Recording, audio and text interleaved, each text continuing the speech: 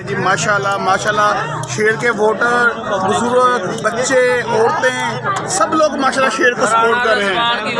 और देखें जी माशाल्लाह वर्किंग हो रही है और पता चला कि शेर को वोट इंशाल्लाह इंशाल्लाह शाम को शेर ही निकलेगा यहाँ से। ये देखें, और इधर भी एक झलक मार लेगा। ये देखें जी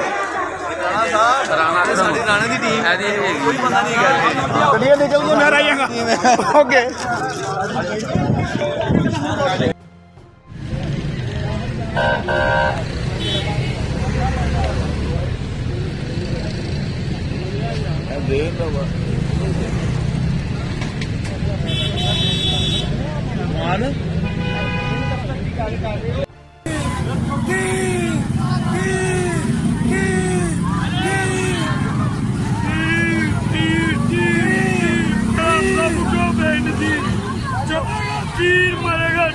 नवाज शरीफ की हुकूमत रही है, अज तक कोई इलाके का काम नहीं लैने नहीं देनी।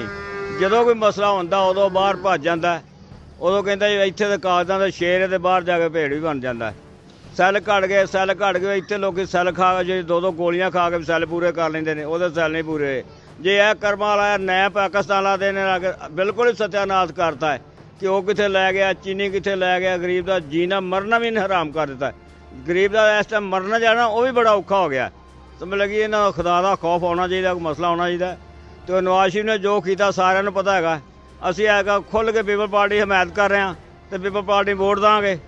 तो अल्लाह दे अल्लाह खैर पट जो शेर जवान इत्थे अपने पाकिस्तान जी उन्हें कुर्बानी दी है। मोहतरमा साहब ने अपने पाकिस्तान की कुर्बानी दी है, उन्हें पाकिस्तान की लज रखी है, इन्हें पाकिस्तान की लज ही रखी। जरा मसला आता उस वे बाहर भज जाते हैं, बाजी सानू यह हो गया, सानू हो गया। सारा टब्बरे का बाहर बैठा ही तो आंदा मैं बड़ा शेर है। शेर मैदान च खलो ना, तो पब्लिक का सामना कर। चीज़ तो हैगी है, पी टी वाले आए ने तो बस जी असीं इंज कर देंगे, इन्नियां नौकरियां देवांगे, जी इन्ने मकान बना के देवांगे। की कीता सो लोगों ने रहिंदियां भी रोटियां जड़ियां भी खोलियां सो।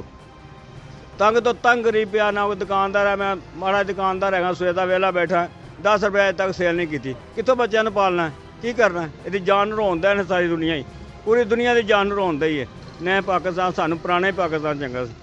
YouTube पर गूगली न्यूज देखने के लिए youtube.com की सर्च बार में गूगली न्यूज टीवी टाइप करें। गूगली न्यूज के पेज पर सुर्ख रंग के सब्सक्रिप्शन वाले बटन पर क्लिक करना ना भूलिए। YouTube पेज पर अपलोड होने वाली वीडियो से बाखबर रहने के लिए बेल आइकन पर क्लिक कीजिए। आपको हर नई वीडियो के बारे में नोटिफिकेशन मौसूल हो जाएगा।